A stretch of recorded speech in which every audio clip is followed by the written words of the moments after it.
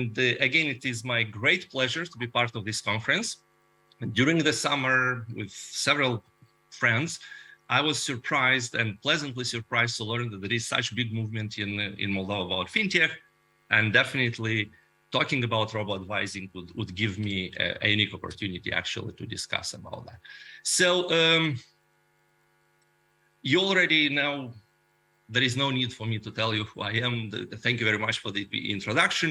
I'll just say that recently, actually, we opened a master in fintech. I'm part of that movement at our university. This is our campus. This is Chicago. So if you are bypassing Chicago, let me know, and I'll be glad, to have, I don't know, a glass of wine, probably Moldavian wine. I thought I will start the discussion, what is actually fintech and how we are viewing this new part of the finance. On the right-hand side, you'll see the cloud world that I built using investopedia.com under the entry of fintech. And of course, you'll see services, apps, applications, payments, loan, financial businesses, and regulation. But you'll also see things like robo-advisors, cryptocurrencies, tokens, digital. So in my understanding and my view of what is fintech currently doing, essentially is divided in two parts. One is banking and everything related to payments. That is, of course, open banking, peer-to-peer payments, business, digital banking, and so on.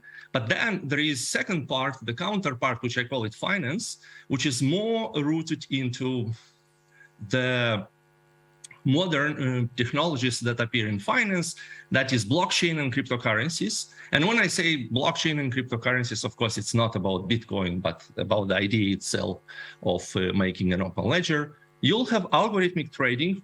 That's been a while around. So if you go now to trading pits, there are no trading pits. Everything is digitally done. If you go, there are no brokers anymore. Everything is done at algorithmic level. There is a lot of movement in micro lending area where things are done automatically. Of course, everything is data driven, and a lot of ideas are coming from data science and machine learning. And there is a big chunk of fintech which is now dedicated to robo-advising. And the goal of this presentation actually is to say where it is, what is done, how to build one, what is behind the scene, and where we are at this moment, and of course, how you could be part of this talk.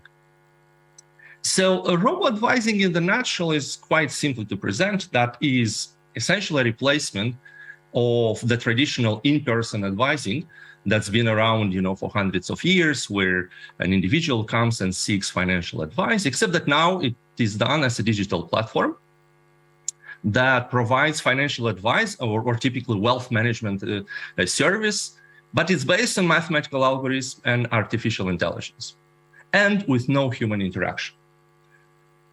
Typically, and this is what I'll focus on, that is viewed as a personalized long-term investment. So essentially, you're building a portfolio at an automated level for an investor. But that also should be viewed perhaps as a management of pension funds. So if there is a company that has a pension fund or a banking institution that has a pension fund that is managing, then individual person who is depositing funds in this account, in his account, may use robo-advising to deal with that, to have a really personalized long-term investment. It's not necessarily to have an investment. So financial institution and banks can actually provide a financial planning based on what the individual client has. For example, if a client says, I want to achieve in my life, I don't know, in 5 years to buy a car, in 10 years to send my kids to college, buy a house, and retire at age, I don't know, 45, then perhaps a robo-advisor will tell, well, probably you should have more money or less money or do this, do that. If that happens, you have the probability of losing that or gaining that, and gives a pure plan how to proceed without any emotions. Of course, from our point of view, you change the sign and anything that you want to invest also becomes a consumption stream, and you can optimize that too also. For example, a company tries to make an investment and tries to decide how to spend money or wants to diversify the portfolio. That is where this idea comes into the place. So a typical way to construct this is a quite complex system to build. It is built, of course, on modern finance and stochastic modeling, but that part we actually knew for a while how to deal with. Recently, using machine learning techniques and reinforcement learning, we are able actually to solve problems that, I don't know, 10 years ago, we weren't even able to touch using computers. Data science and data analytics is key part of this because, of course, there is now a lot of data around. You have to harvest it, but you also have to interpret it. And all of this, of course, will not happen with proper IT support that will, give you actually the means to implement this. So I'll show you a representative example what is actually happening with a robo-advisor. Typically, there is a client on one side that has long-term goals, wants to invest some dollars, let's say dollars. During the time, it will deposit and withdraw dollars through time, and most importantly, will interact periodically with the robot. So this is the robot, this is the bank or the investment institution in the middle. Typically, no human interaction at all, builds a model that will do the investment on behalf of the client and will do in a form that will offer about 15 assets. So it's not a huge number of assets that the client can invest in. Typically, these are stocks, exchange traded funds, bonds, sovereign debt, FX, real estate, Bitcoin. I mean, depends on the appetite the investor has. The first critical part, actually, is quite interesting part, is to try to understand, without talking to the person itself, risk-reward profile. So how much risk is ready to take for a certain given reward, what we call risk tolerant or risk aversion of the client.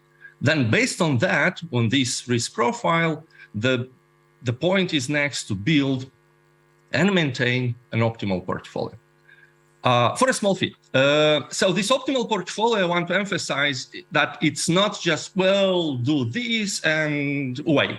No, it will tell exactly to the machine what to do at every single stage through the life of the investment. The economy up, the economy down, or here, or there. So regardless of what is happening, the scenarios in the future, step by step at multi-stage, it will tell exactly how the investment should be rebalanced. And the client doesn't worry about that. The client will know what it does from time to time, makes an interaction and says, well, perhaps I'm changing my goals in life. I don't know. I got married, I got divorced, I have additional kid, or some extraordinary events that will move the risk tolerance in one way or another. And that is implemented on fly in this investment. And at some point, of course, the money are withdrawn. And again, this is for long-term goals, like 5-10 years typically. Now, before moving actually to the part how that is built, I thought I'll show you a couple of slides to convince you that this is indeed happening and there is great potential into this business. Today, these are total assets under management for all robo-advisors globally. So we are about like $0.5, $0.6 trillion in assets under management today. A couple of years ago, it was like a tiny portion. This is still not that big. It's about like 2% of the total market. The big players are Betterment and Wealthfront. And notice these are not classical banks. These are really specific robo-advisors. But big banks are also getting into the game. And the data is from Statista. You can access it for free, and it's current. Distribution across the globe is also, in a sense, clear. We have United States, of course, with big chunk of the total investment. But then the colors are going all around. What is interesting, actually, is that Romania and Moldova is part of this.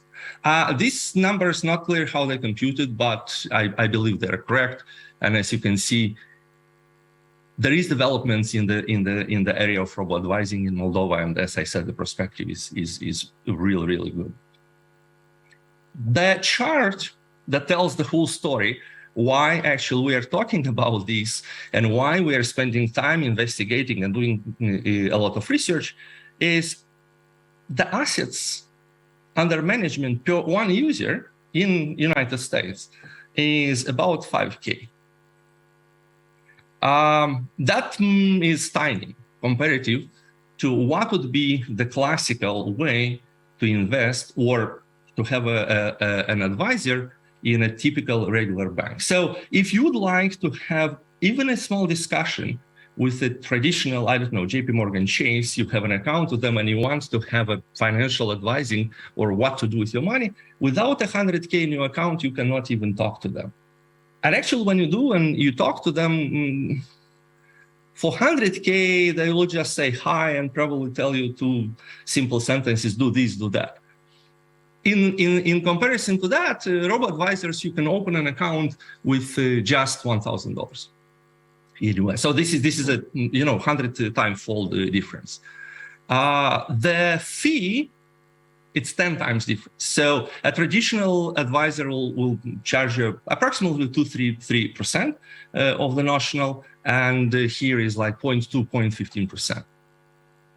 It's interactive, it's data-driven, of course, but data-driven not only that you collect the market data for all of the underlying assets that you try to invest, but also there is a card transactions, income flow, and everything that banks sees or a collection of banks sees specific to the individual, so they can build the risk-reward profile based on that. It's comprehensive, so it's an important step is that the investment done is actually not affecting the taxes that you pay on capital gain, and that could be big. It's long-term, doesn't have emotions.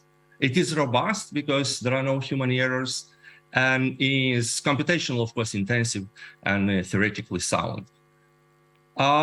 Minimal human interaction, but you can do at any time. You can open the account and say, I'm changing my mind, how I want to invest in the future. However, the limitations, of course, there are some limitations to this, and the limitations are, these are not suitable for big investors. Like if an investor has $1 billion to invest, perhaps their needs are much more sophisticated than what a robo-advisor can offer. But on the other hand, of course, if you have $1 billion, perhaps you can also hire a financial advisor by yourself. It's still limited personalization and limited investment choices. With limited personalization, there is big movements and big discoveries. With limited investment choices, this is just you want to minimize costs because too many choices will create too much transaction cost, and that will affect, in particular, the fee. Now, how to build and what is actually the methodology behind such systems? Of course, you will have the interface, and this is clear how to do. I don't say it's easy, but it's clear. You'll need to have an interface, either web-based or smartphone-based. And I have accounts with both Betterment and Wealthfront.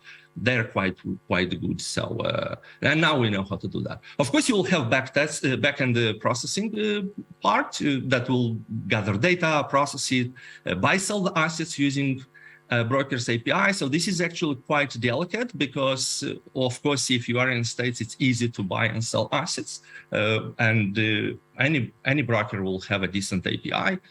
For international transactions, it's a little bit trickier, but it's doable now. Reporting, tax filing, legal compliance, that is also part of the deal. Legal compliance, actually, it is not something to take as innocent. There is a lot of things to be done to make this legally, because, traditionally, the financial advisor should have a license.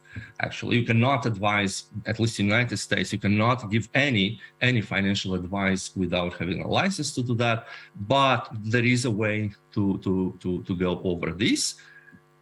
The biggest actual part in our view, and in my view, is this advising engine. So the whole magic happens here because, as I said, there are two bits. One to discover the risk-reward preferences, and one is actually to solve this complicated multi-stage optimal investment. And in the rest of the talk, I'll just give you a glance of what is happening behind each of them. So the investor's risk-reward preferences, this is a very hard problem. As it may sound easy, but in fact, it's clear for people from finance, of course, more risk you take, you would hope to have more reward, and vice versa. The more reward you want to have, the bigger P&L you want to have, the more gain you want to have, you'll have to take more risk. This is the optimal sort of curve where typically you are, and depending where you want to, which apple you want to get, or what kind of investment you want to do, you may be over here, or I don't know, you'll be over here. So younger generation probably would be over here, ready to take more risk. Closer to retirement, probably you want to be a little bit safer. Generally speaking, the point here is that there is no one point. We are very, very bad as human beings, not necessarily stupid, but just as human being. It was proven that we are kind of not consistent in our decision making. And especially if you talk with unsophisticated investors who barely understand what is financial risk, and doing this automatically through some questionnaire, you ask several questions and they complete this questionnaire, and you have to decide where they are on the curve. That is not easy, but it's doable. There is actually an entire field behind this called behavioral finance. Now, thanks to these techniques of machine learning techniques and reinforcement learning, at the moment the client interacts with the machine, we can learn actually what is the risk reward profile.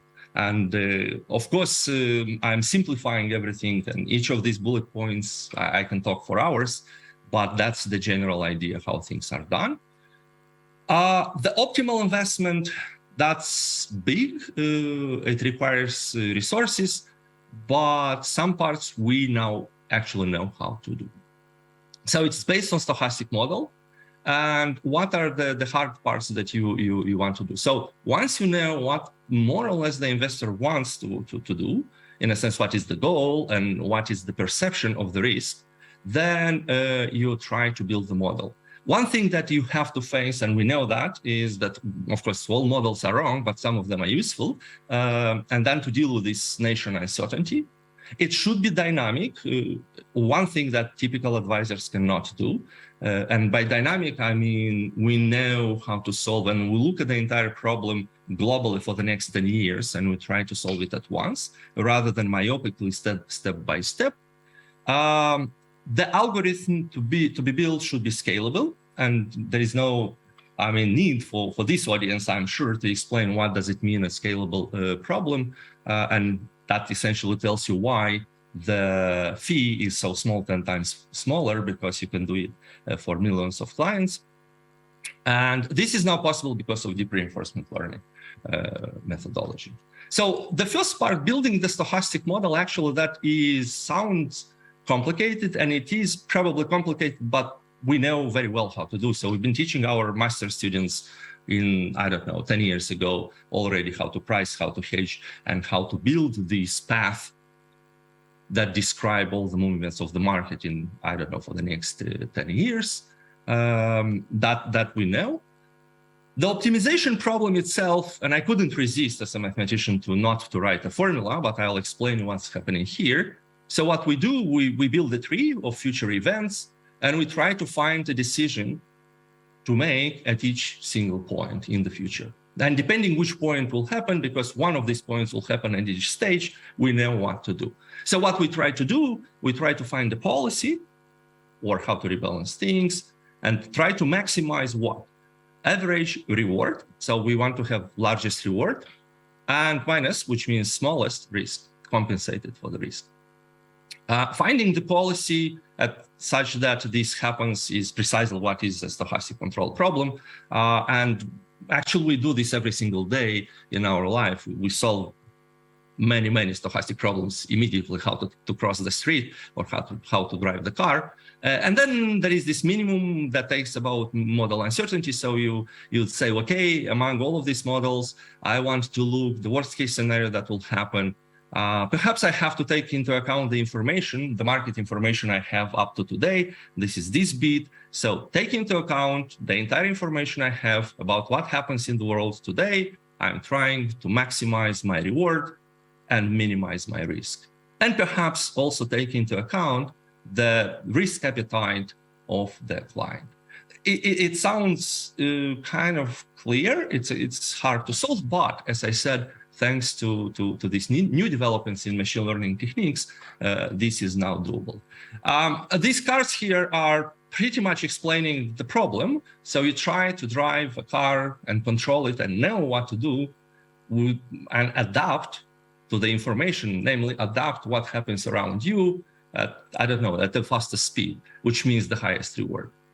And in fact, the self-driving cars are solving exactly the same problem. So I don't know, Tesla, an autopilot of Tesla solves the same problem and uses the same techniques, except that their, of course, reward function is not reward minus risk. It's some, I don't know, get to point B in the minimum time without hitting too many cars around. But they are solving the same. These graphs actually shows the implementation from one of our papers, and this is the distribution of the P&L of terminal wealth in 5 years. And you can see this dark bit shows that we are doing better than other methods and more than, I mean, you are making the gain with smaller reward, highest reward, and the distribution is concentrated, which means smallest risk. I'll conclude with this slide that shows actually how this is done and how the driving is happening and how you navigate through this tree of uncertainty. So generally speaking, in each step, after each interaction with the environment, which is the market, you try to find the policy and you try to solve what is the state of the economy versus my action. And you try to learn this. This is the bit where we use the deep neural networks. And then you do step by step and you iterate and you iterate. And this is the reinforcement learning bit. And this is precisely how actually, again, how you drive a car. You steer the wheel without thinking actually how much you should steer. You intuitively know how much to steer the wheel such that you are driving from point A to point B on the road and not somewhere else. That was my entire presentation. I hope I wasn't too fast, but I understand that I am only behind you and probably a glass of wine after the long day. So thank you very much for the invitation again and for listening to me. Thank you.